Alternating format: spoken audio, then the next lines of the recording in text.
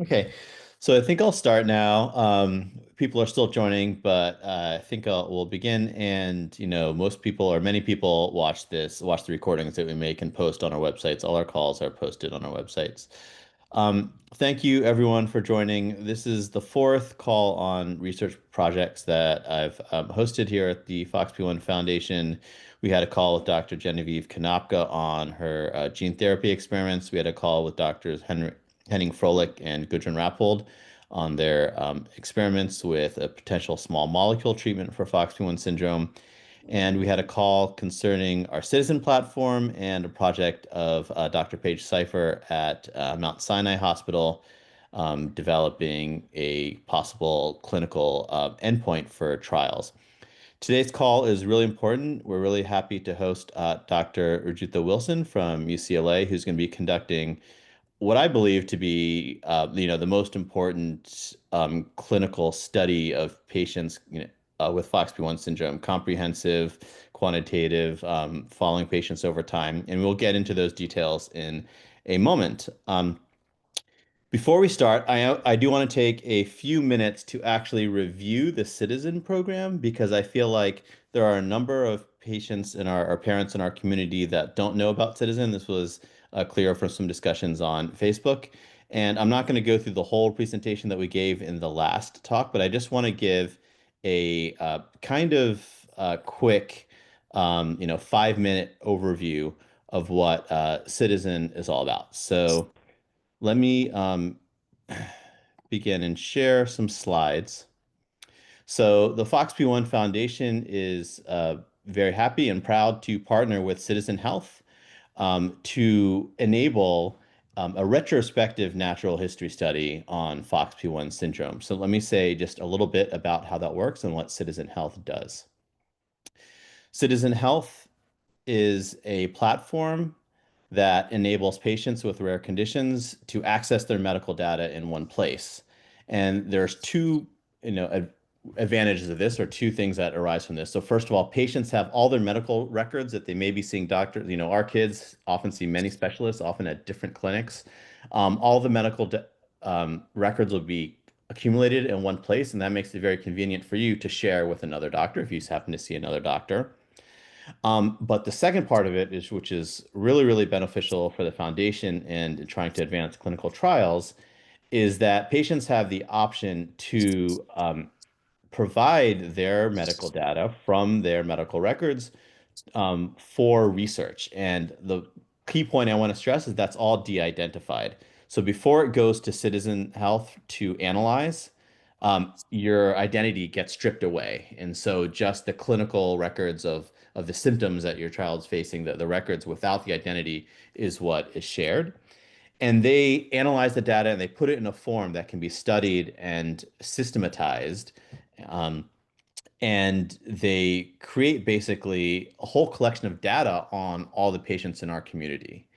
And then that data can be shared with researchers such as Dr. Wilson, who can use it to complement her in-person studies and create a really robust natural history study for FOXP1 syndrome. And there are other researchers that might be interested in that. When we get towards clinical trials, when it gets to the day that we're, going in front of the FDA or other regulatory agencies, maybe in Europe or in other countries, um, we are going to really leverage this data to demonstrate, how our kids progress over time. So this is really valuable. So again, this Citizen platform empowers patients to drive their care and research through their own health data, helps them manage their health data, and helps their use their health data for researchers. So how does it work? So you create a profile, you create an account on the Citizen platform, and I'll tell you how to do that in a moment. The whole process will take you a total of 5 to maybe 7 minutes. Okay. So your interaction with Citizen, if you want it to be minimal, it literally can take longer than the amount of time I've already been talking. I mean, less time than the amount of time I've already been talking. Citizen then, part of that onboarding process is you tell Citizen which doctors your child has seen, and you give Citizen permission to access the medical records from those doctors. Citizen then collects the medical data from those providers and creates a secure digital profile where those records are assembled. Now you can choose what you do with your data. So you can share the information with your care team, future doctors that you may see, so they can see the medical records from previous clinics where your child has visited. And this is the portion that's really important for the foundation, which I really hope everyone takes part in, which is you can share your de-identified data that's stripped of any personal identifiers, but the symptoms that your child has, that maybe it's hypotonia, maybe it's gastrointestinal issues, maybe it's cardiac issues, how they've advanced in their intellectual cognitive function over time. All that information will be assembled and be given to researchers that can help with developing our natural history data. Okay. Oops. Okay. So we are very close to our goal. We were, really excited, and the Citizen team was blown away by how many people signed up in just the first few weeks that we've done this. We launched this at the very end of April, so it's only been, um, just a couple months basically, or in middle April, I think we launched it. So it's not been that long. And we have 47 in the US that have opted in for research, which we're grateful for. And our goal was 50. So by the end of, the year, if we had gotten 50, I'd be ecstatic. So we're almost there. You can put us over the top if you haven't signed up yet for Citizen. The reason I'm stressing US, and obviously we're an international foundation and we represent all FOXP1 patients throughout the world, but the legal structure through which Citizen obtains the medical records, they've only established so far in the United States, using the legal apparatus that exists to get that data. So globally, internationally, you're invited to sign up, but they don't have the ability to obtain your medical records yet, but they're working on it. And if you do sign up, they'll have your contact, and the second it's available for you to opt in and get your medical records uploaded, they will contact you. So we do encourage people to sign up, and we do have, 70 if you include all international participants. So the way to sign up is right here with this link at the bottom. When I'm done speaking, I'll put this link in the chat. You can just click on it directly and go to the website to sign up. The citizen liaison here at the FOXP1 Foundation is a volunteer, Dr. Mara Cowan from Duke University. And so if you have any questions, you can direct them to her email address here. And again, I'll put that in the chat so you can just click on it if you want to write an email right away. When you go to that website, this is what you'll see. It's a branded page between Citizen Health, co-branded with the International FOXP1 Foundation.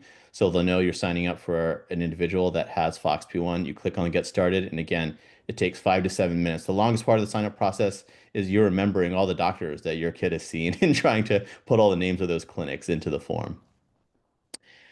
All right. So that is it. And the next part of our discussion tonight will be, me introducing our new executive director. Oops, I'm trying to find my introduction. I wrote a nice introduction for Brandi.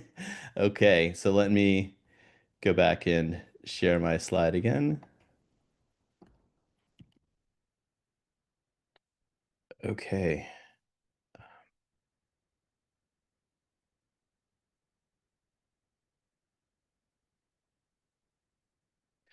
All right. So let me introduce Brandi, who is our new executive director. She just started on Monday.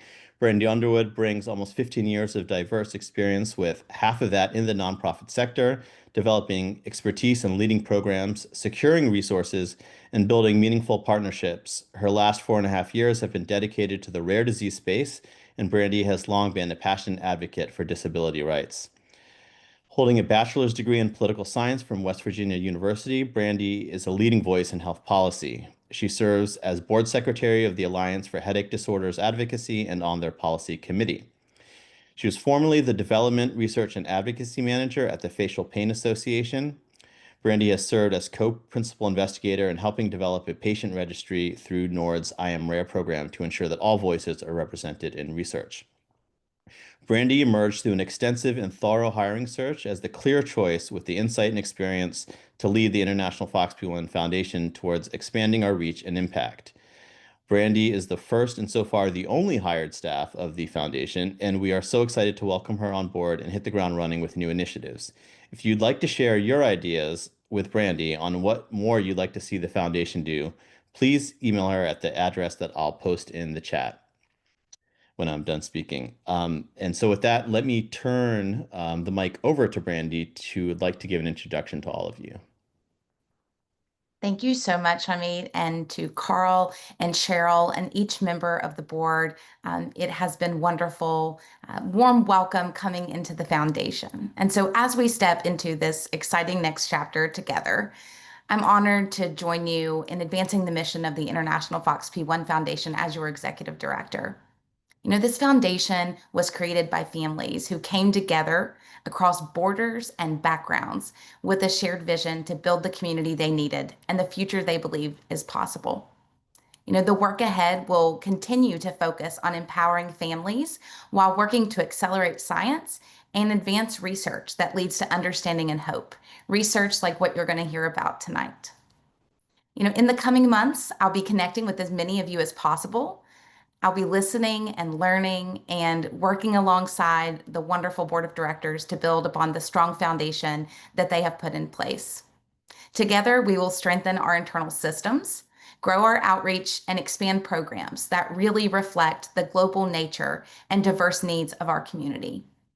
With the support of the board, we'll be building new partnerships, enhancing our communications, and launching fundraising initiatives to expand our reach and deepen our impact. We'll also continue advocating for greater awareness because every person living with FOXP1 syndrome deserves to feel seen and supported. And to all the families and volunteers, doctors, and researchers, especially those joining us this evening, who make up this community, I just want to say thank you. You are the heart of this foundation. And to those who are newly diagnosed or may be just discovering the FOXP1 community, I would like to personally welcome you and share that you are not alone. You have a wonderful community here to support you. I look forward to meeting many of you at the family conference, and I'm excited to see all that we will accomplish together in the months and the years ahead. Thank you so much, Amit. Thank you. And if we have time at the end, we can open it up. We will open it up for questions for both Dr. Wilson and for you if people want to ask you questions as well. Thank you so much. All right. So now let's move on to the main topic for today's call, which is a presentation by Dr. Wilson on her research project that will be funded by the FOXP1 Foundation. So let me pull up my introduction to Dr. Wilson. Dr. Rujitha Wilson obtained her MD from George Washington University School of Medicine and Health Sciences. She is currently an assistant professor of pediatric neurology and psychiatry at UCLA and faculty in the UCLA Center for Autism Research and Treatment, where she specializes in behavioral neurology with a focus on autism spectrum and related neurodevelopmental disorders. Her research uses novel quantitative measures to investigate motor abnormalities in autism spectrum disorder and associated genetic syndromes. Clinically, she sees patients across UCLA's pediatric neurodevelopmental, child and adult neurodevelopmental, and developmental neurogenetics clinics, and serves as Associate Program Director of the Child Neurology Residency and Training Director of the UC Lend program. The International FOXP1 Foundation is excited to be supporting a project implemented together with Dr. Catherine Lord, also at UCLA, entitled Advancing Clinical Trial Readiness Through Objective Neurodevelopmental Phenotyping. And I'll just mention that this is one of the projects that came out of our RFP process last year. As many of you know, we held a very competitive process where leading scientists throughout the world submitted proposals for projects to advance therapeutic treatments for FOXP1 syndrome. And Dr. Wilson's project was one of the ones that rose to the top, and we were very proud and happy to fund it and to have her on board researching FOXP1. And let me just say one last thing. When I was Googling around today, Dr. Wilson, I saw that you got named by Los Angeles Magazine as one of the best doctors in all of Los Angeles. So congratulations on that. I'm sure our patients will be very happy to have to be under your care when you conduct this study. So with that, let me turn it over to Dr. Wilson. Thank you very much. That was very kind. I'm pulling that up too. Thank you for the introduction. I'm going to pull up some slides that I have. And let me go ahead and share so you guys see. I anticipate you guys are seeing the entire screen now, correct? Okay. Yes. So thank you again, Samit. I am very excited to be here tonight. I really appreciate all of you taking the time to listen to this, especially at, here in Los Angeles, it's a little bit earlier. I know on the East Coast, we're closer to 8:15, so thank you for being here.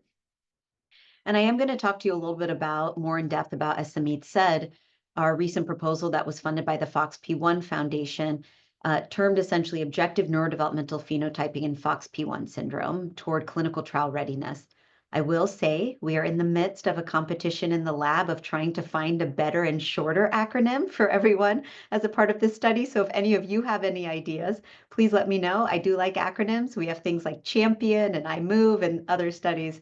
But otherwise, you might continue to see this longer title. The nice part about it is it really captures what we are going to be doing. So I know, Samit, you gave me an excellent introduction, and I appreciate that. But I do want to talk a little bit more about our study team. And then, of course, we're going to get into details about the study itself. But I do think it's important to understand where we're coming from and why we applied for, this foundation funding and our background and our expertise. So Samit said, I am what's termed as the principal investigator on this foundation, on this award, on this proposal. And I am a pediatric neurologist. So I'm a clinician. I see patients weekly. I see patients on the inpatient hospital. And a lot of what I've brought to my research and why I even developed my clinical research program was directly informed by my clinical experience. And so I'm also a clinician scientist. And my clinical lab, sees a lot of kids that I see in the clinic, also sees adults. And what Samit mentioned is that a major focus of ours has been on motor function. The reason why is because we know that motor function is impacted in genetic conditions and in autism at a very early age and throughout a lifespan. Even in kids who achieve ambulation at a normal time, we know that can look a little atypical or different compared to maybe neurotypical individuals.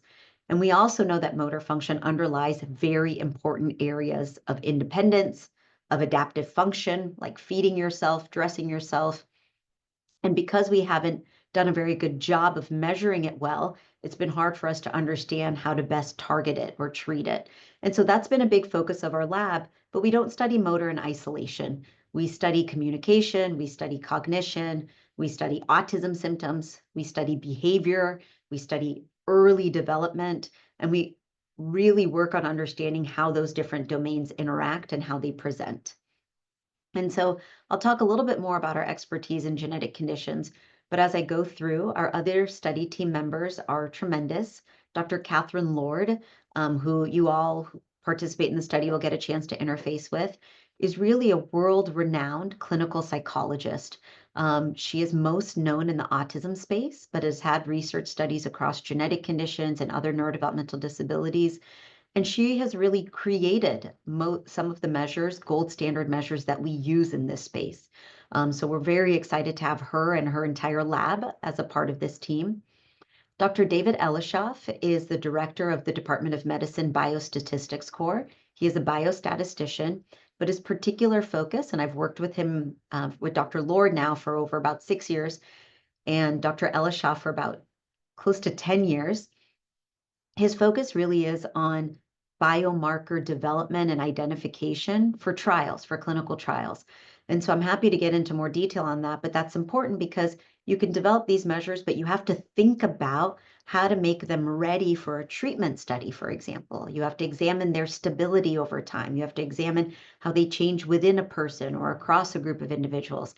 And I've worked with him for this long because that's a lot of what our lab does, and that's particularly what he focuses on as a statistician. Next, I'll introduce Viviana Rodriguez, and actually Viviana is on. So if you can unmute and say hello really quickly to the group. Hi everyone, my name's Viviana. I'm the going to be the study coordinator for this project, and I've been working with Dr. Rajuda for the past couple of months, but I've been working at UCLA for a couple of years, doing some autism research as well. So I'm very excited to work on this project. Thanks, Viviana, and thanks for being here. It's nice to connect the face and the voice and the name. So Viviana is going to be a research coordinator. So she's the one interfacing with a lot of people who are reaching out as interested in the study and coordinating the visit, which again, we'll talk a little bit more about. I've named the assessment team here. So these are just names to start becoming familiar with. Dr. Tafoya, Juliet Lerner, Hannah Singer, who are going to be our individuals conducting a lot of our assessments. And then again, what I want to emphasize is that our team, and particularly me and our team here, have had really extensive experience in research. But particularly, I think what's important is really extensive experience in research with conditions like FOXP1, right? We've worked on a lot with a lot of different genetic conditions on, natural history studies, clinical trial readiness, what we call phenotyping, which is using measures to understand these conditions. We've worked with individuals who are minimally verbal, who have epilepsy, who have intellectual disability. And that's really important when you're thinking about what are the best measures, and not only what are the best measures, but how are you going to get good data, right? Or how are you going to make the study visit the most comfortable for these individuals and their families? And so, I just highlight some of our work here because we've also had a lot of experience going to family meetings and collecting data, which I hope to do across the next couple of years with the FOXP1 Foundation and with you all as well. So that's a little bit about our study team. Now let's talk a little bit about this study and why we're doing it. So, there is a need within the FOXP1 space for very comprehensive and standardized neurodevelopmental phenotyping and what we call a representative sample of individuals with FOXP1 syndrome. So a large age range and a large range of ability across different areas of behavior, cognition, communication. And there have been some really nice studies that have been done in FOXP1, some of which that have been led by individuals at Mount Sinai, Paige Seiper, for example, Dr. Seiper, who's being funded currently to develop a clinical global impression scale. And a lot of these studies has helped us gain an initial understanding of the presentation of FOXP1 syndrome, right? If there is a child, an individual with FOXP1, what you might expect from a developmental perspective. And what we want to do is expand on this because these studies, as we talk about in the research realm, had maybe smaller sample sizes or smaller groups, or perhaps weren't necessarily able to capture the whole range of individuals with language ability or intellectual ability. And that's really important because when you think about a natural history study, which is essentially what we call an observational research study that tracks the course of how a condition looks over time in a group of individuals. That data is really important for clinical purposes, as I'm sure many of you know, to understand the best clinical care you should provide to these individuals. And it's important from a research perspective because when we think about clinical trials, and we think about treatments and therapeutics, you need to understand the natural history study to know what you want to target in a treatment and what might change with the treatment over time as well, right? To show that that treatment might be efficacious in a really important domain or area. And that's our goal with this study is to recruit really so far, I believe, the largest sample of individuals with FOXP1 syndrome, do this very deep phenotyping, which we'll review, and have a natural history study that can inform both treatment targets and clinical trials.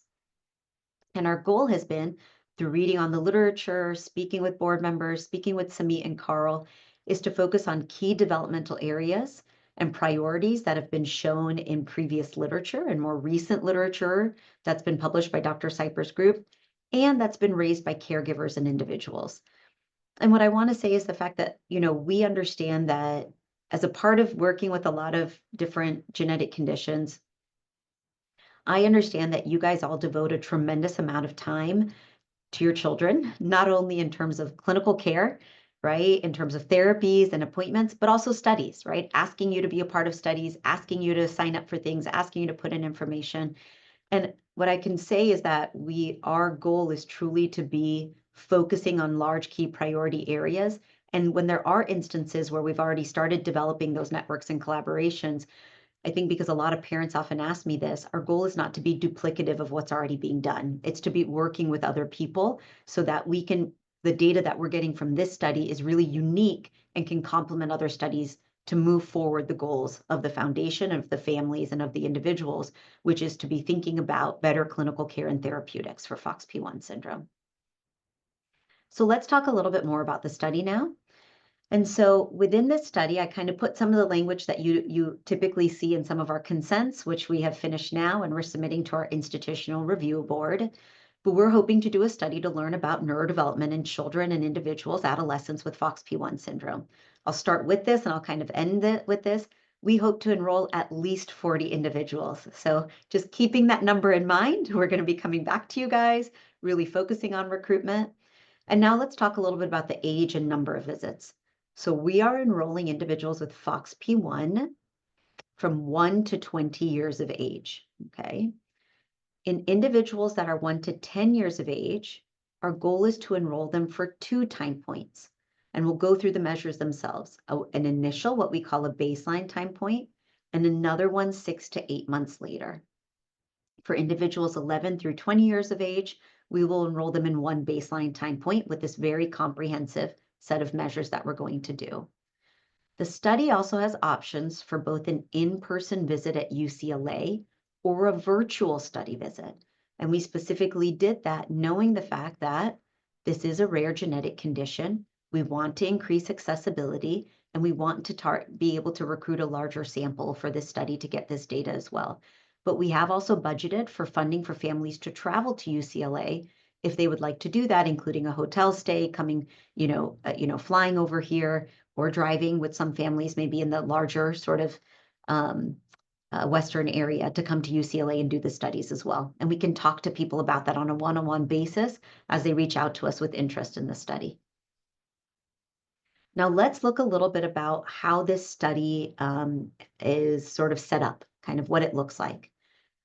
Just like I talked about, there's 2 different types of enrollment. There's an in-person and a virtual. And let's go through a little bit of the in-person, and then we'll go through the virtual. They're actually quite similar, but our study team has focused on measures that can be used both in person and virtually, or measures that can only be used virtually. Can only be used in person, so developing what we could have as a virtual counterpart to that. So one major domain of focus is going to be cognitive development or developmental level. And I use those 2 terms because we don't usually talk about cognition in a 2 or 3-year-old. We talk about developmental ability or level. And when you think about studies or read papers, sometimes those terms are used interchangeably. So as an in-person visit, what you can expect before I kind of go through each of this is a one-day visit to UCLA, where the total time will take about 2 hours to 2.5 hours, where the child will do cognitive measures or developmental measures, a neurological exam with me, some motor assessments that we do here in the lab, and some communication and language measures. We obviously offer a lot of breaks. We have a lot of snacks. We have a pretty awesome playroom, and we're cognizant about the fact that this is a long time. And if we do need to split it up over 2 days, we can do that. For the most part, we've been pretty successful in some large studies being able to complete it in 1 morning. Now, I'm going to go to the bottom, but I'll then go back to the virtual because they overlap. This happens in both arms. In addition to that visit to UCLA, which will be about 2 hours to 2.5 hours, we're going to ask you to do some caregiver interviews, which will be about 1 hour to 1.5 hours. And those interviews are using validated standardized measures to measure adaptive functioning, aspects of language, and then we're going to ask you some concerns or some questions around developmental concerns and priority areas, which I hope to overlap with Dr. Paige Seiper's questions so we can develop more data that she can use as well. Okay. Now let's go over to the virtual visit. If you're signing up for a virtual visit, this is done mostly over Zoom, and then we'll go back down to the interviews and questionnaires. But we will do a cognitive developmental assessment over Zoom, which could take anywhere from about 20 to 30 minutes. We hope closer to 20 minutes. A neurological exam over Zoom to the extent we're able to do it. We also do similar motor assessments over Zoom, and then a communication and language battery that we would do on Zoom as well. We anticipate this to take a little over 1 hour, probably about 1 hour and 15 minutes, and we can split this virtual session up over multiple visits. It doesn't all have to be done at the same time, okay? Now going back to the bottom, also for the virtual, not only the caregiver interviews we would do, but there's also some caregiver questionnaires that we would ask you to do. And I anticipate that those would take anywhere from 45 minutes to 1 hour, and they're focused on behavior, what people often list as problem behaviors, but things like irritability, aggression, what we call internalizing and externalizing behaviors. It'll be around language, and around medical background questionnaires that are important to understand as a part of FOXP1 syndrome. Okay, so kind of all taking this together, an in-person visit would be about 2 hours at UCLA. It would include the caregiver interviews and caregiver questionnaires. Those can be done asynchronously. We typically like to do the caregiver interviews before meeting your child because it gives us really an opportunity to get to know them a little bit better and be prepared for the other assessments. But those can be done over the phone or over Zoom at a time that's convenient to you. And the caregiver questionnaires are a link that's sent to you that you can do on your own time. Okay. So I'll answer a question at the end, but this is sort of our battery of assessments. So as a part of the study, what are some other things that you may get as being a part of the study beyond participating? We will provide written feedback on the developmental and adaptive functioning measures. So we'll give you a write-up around what we found, and we will give you the scores for those measures as well. Where that's been helpful for some families is that it just gives them a sense after participating in the study, some of the data that we have there.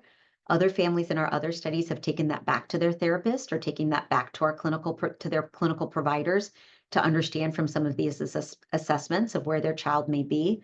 It is a research assessment though, and that will be very clear in that letter. That's just something we're required to do by the Institutional Review Board. It's not a clinical visit, but these are data that you can use to take over to therapists, clinicians, or just for yourself. We will schedule verbal feedback with me when needed.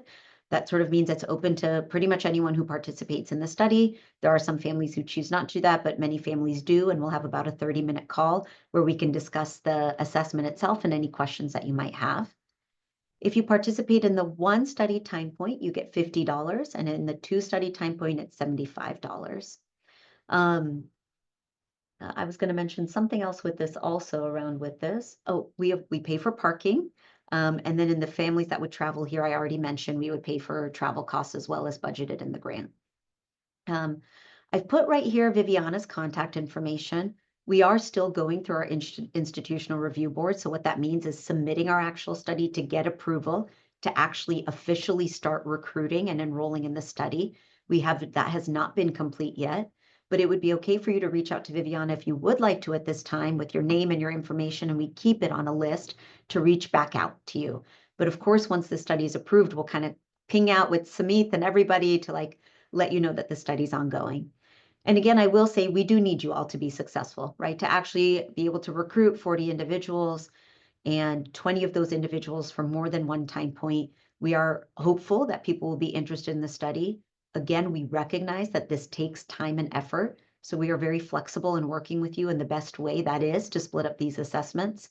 And I will just say that I am very excited to work with all of you. I am very excited to be funded by the foundation. Our whole group is to get to know FOXP1 syndrome much better.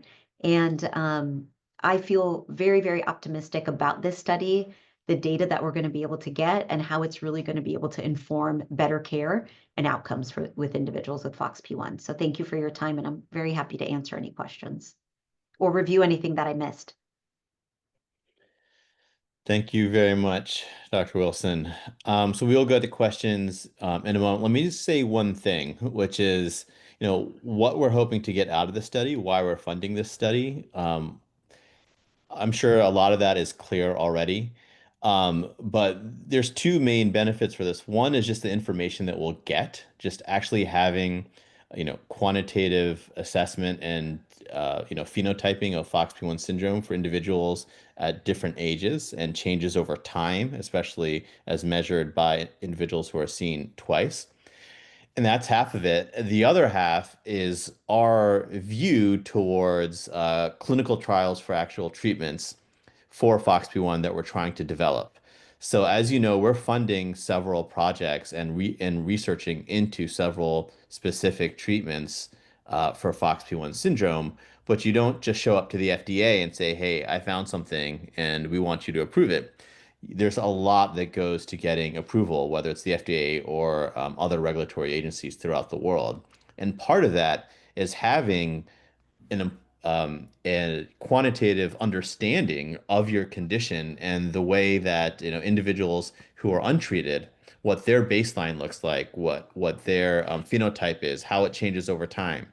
And so we are laying down the framework for being able to actually approach regulatory agencies and get a drug through trials in parallel with funding the research to develop those drugs. It doesn't make sense to do, to develop a drug before, and then afterwards develop all the clinical apparatus that you need to evaluate the efficacy of that drug. So this is important work to be doing concurrently with our research into treatments. So I just wanted to make that clear. And as I've mentioned, this is going to be the largest, I believe, study on FOXP1 syndrome that's ever been done. So this will be really, really a landmark study to develop and advance knowledge about this condition. All right, so I think there's some questions in the chat. What is your estimated timeline to start the study, Dr. Wilson? Yeah, great question. So our hope is that our institutional review board, that means the study itself, will be submitted in the next couple weeks. Generally, it takes our UCLA team around 8 weeks, 6 weeks to 8 weeks to review it. And so my hope is that we're able to start the study, if I'm very optimistic, by end of August or so, end of August, beginning of September. That's the goal, but we will keep Samit, Carl, and the board very much in the know of how that process is going. I have a question if no one else wants to chime in with a question, which is for individuals who would be seen twice at two different time points, would they both have to be in person or both virtual, or could you do one and one? Ideally, we would like for them to be both in person. Now, Mhm. for the families that are traveling here, we've talked about this a little bit. I think we would very happily do the second time point virtually, just because, and be thinking about or considering that data. But for families that are local, not that it's ever easy to travel anywhere to do these. Ideally, we would hope that they would be in person so that we can have both, in-person longitudinal data and remote longitudinal data. Great. Are there any questions from our audience? Usually we have lots of questions, so you must have been crystal clear in your presentation, Dr. Wilson. No one has any questions. I hope so, but also I recognize that questions will come up, I'm sure, over time, and just know whenever you reach out for the study, we start recruiting, we'll have those individual conversations. Yeah, We've had families sort of say, like, I'm thinking about coming traveling, I'm not sure when might be, and we can talk a little bit about, what we're able to obtain virtually or what might, coming in person. So yeah, so again, just know those conversations and questions can happen at the time that we connect with you. We are hopeful, which we're putting, I should say this, I was hesitant, but I'm going to say it because I feel pretty confident in our team. We're hopeful that a lot of our team has a lot of experience, especially Dr. Lord's team, with not only data collection at family meetings, but data collection, like going to other states to do in-home data collection as well. And so our hope is that their team that travels for other studies might be able to do that. And if they're visiting those certain states, we would let the foundation know at that time and maybe try to do some data collection within other states outside of UCLA. That's still TBD, but I feel very positive about it. So I'll go ahead and say it as a part of this call and record it here today. well, I'd love it if you could come to North Carolina. We have several families here, and I could imagine doing, one visit in person in UCLA, and then having you come here and do a visit. That would be awesome. And we do have clusters throughout the country, so there are several families in the New York area, several families in the Chicago area. I think one important question for our audience is, are only U.S. families eligible for this study, or is this something that international patients can enroll in? Yeah, I did that. I actually had a note for that. So thanks. I did miss that. So right now, what we're hoping to work with are that families in the US and Canada can enroll. We do need to have an ongoing conversation with our IRB around what it looks like for it to be larger than that. More, we're just trying to understand exactly what in the past that's been a little prohibitive because we've had to ensure certain like regulatory things, ethical things that other countries require that we could have here. So my hope is that we can open it up even larger than those two, but I will have to keep you guys updated on that. I don't have the final answer. Right now, also from a language perspective, primarily it's going to be English speaking families. I can understand why that would lead to some barriers, My hope is also to include Spanish-speaking families because Dr. Lord's team actually has quite expertise with that and has utilized some of these. The limitation usually, I should say, is not whether or not you have a Spanish-speaking evaluator. That's always one limitation. So just to have access to that is tremendous. And not only a Spanish-speaking evaluator or psychologist or psychometrist, but one that's really well-versed working with individuals like FOXP1 syndrome and with these measures in Spanish. We have that at UCLA, which is wonderful, but not all of the measures that are in our study have been validated in Spanish. And so that's a little different compared to some of our other studies, but my hope is we'll be able to open it to Spanish-speaking individuals, and we're talking about that a little bit more at UCLA and what that would look like without compromising data collection. So let's get through some of the other questions in the chat. So once you start, how long will it take to complete the study? Yeah. So well, I'll answer both ways. So if you're in an individual enrolled, if you're in the one time point, the duration of completing the study is usually over a few days. So meaning you would do the in-person assessment or the virtual assessment, the questionnaires and the interviews. We will bug you to finish the questionnaires in a time close to the visit. If you're in the longitudinal assessment, you'll have that similar kind of endpoint, few days of, a virtual visit, the questionnaires, interviews, and then a second one 6 to 8 months later. Right now, the entire duration of the study itself is written for about 2 years, for 2 years exactly as a part of the foundation. Of course, that's a conversation over time. If we need to enroll a few more, it's coming along that time, we can extend. But our hope is to be fairly done recruiting within that time frame, 2 to 2.5 years. Yeah, I'll just follow up on that. A huge factor here in terms of how long a study is going to take is how quickly we can recruit enough patients. The more quickly we can recruit 40 volunteers to say, I want to do this, they have incredible abilities to see patients at UCLA, and they will be able to do it much faster if we can just recruit the 40 patients quickly. Quite a bit of capacity here. So exactly, Samit, you couldn't have said it better. There's another question, which I mean, I think I know the answer to, but let's ask, what is your plan for publishing results and sharing your what you learned from the study with the broader community? That's a really good question. So one thing I'll kind of take as a stepwise fashion. So, one of the other things when we've worked with other scientific advisory groups, parent advisory groups, is we've been mindful of giving study updates, both in lay language, and if we've done abstracts, because sometimes even before a study is fully done, we might have little snippets of data where we're starting to have some findings, and we've given updates to groups where we've written a little bit of a lay summary for the families to know where we're at, maybe shared it, for example, at a board meeting or a foundation meeting. And then if we have kind of trainees presenting abstracts at meetings, because we like to highlight our work, we want more people to get interested in FOXP1, we'll be able to share that this is what we presented. To actually publish the data itself, I anticipate that I'd like to finish the 2 years, unless there was kind of a specific measure that would be really beneficial for us to publish on for other reason, treatment studies or things like that. That would be after the 2 years, we would look at these data, we would make sure they're adequately collected, analyzed, and within the year after that completion, we would be publishing these results. One of the papers would really be on just, a full comprehensive. We've used all of these measures. Here is the presentation of FOXP1 individuals that have been a part of the study along communication, cognition, social engagement, motor, all the things that I listed out.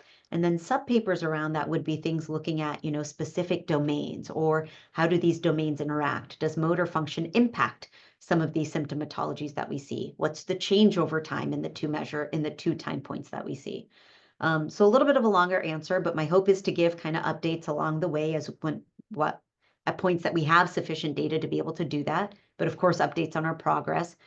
And then hopefully within the year after our 2-year study completion, we'll be working on developing and submitting those manuscripts for publication.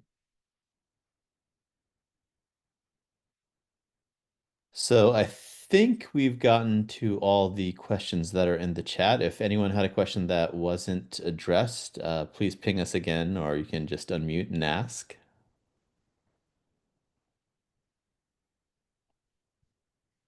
While people sort of do that, what I'll say is, and then I'll let people unmute if they have the time, but is that I had a really nice opportunity to speak to the board. It was a really wonderful call. I came away very energized and excited about it. and appreciative of all of you, and appreciative of the feedback they even provided me within that call, which led us to make some tweaks even to our age range of the longitudinal study. But I say that because, yes, there are certain, sometimes a lot, of regulations with research, right? There are certain protocols we have to follow. There are certain measures that we have to use. There's certain things. But I do actually really view this as an open conversation. We take feedback from our families very seriously. Feedback that we get from families after they complete our other studies and tell us, like, this was really great. This was a little bit harder. Can you change this? And so I would hope for that from all of you as well as we participate. And we are very open and very receptive to that. So please know that. And please always feel comfortable sharing those things. I think there was another. Yeah, there's a question is how can we register for the study? I'll just take it on. So you can't officially register for the study yet because Dr. Wilson is waiting for the IRB approval from UCLA. So once they get that approval, and she estimates it'll take about a couple months, you can register for the study. In the meantime, if you want to be, on the list so that you're contacted as soon as the study is available to officially register for, you can email Viviana, whose email is earlier in the chat. Viviana, I don't know if you want to put it in the chat once again, just so people can easily access it. You can send an email to Viviana. She'll put you on a list, and you can, and they will contact you. And trust me, if you're on our Facebook page, if you are signed up for the foundation and get emails, you'll be spammed with alerts when you can officially sign up for the study. We really need to get everyone that we can signed up for the study. I have had 2 families reach out to me already, so that's great. Okay, good, good. That's exciting. That's exciting. Thank you. Thanks, Viviana. I'll just say also, I was in UCLA professionally. I was giving a talk there, and I had the opportunity to meet Dr. Wilson, and it was really excellent. And we are very fortunate to have other researchers there as well, Dr. Novich and Dr. Konopka, who's going to be joining the faculty at UCLA. It's really a center of, it's going to become a center of research on FOXP1, and we're very appreciative for everyone at UCLA. So I'll just end this call with 3 thanks.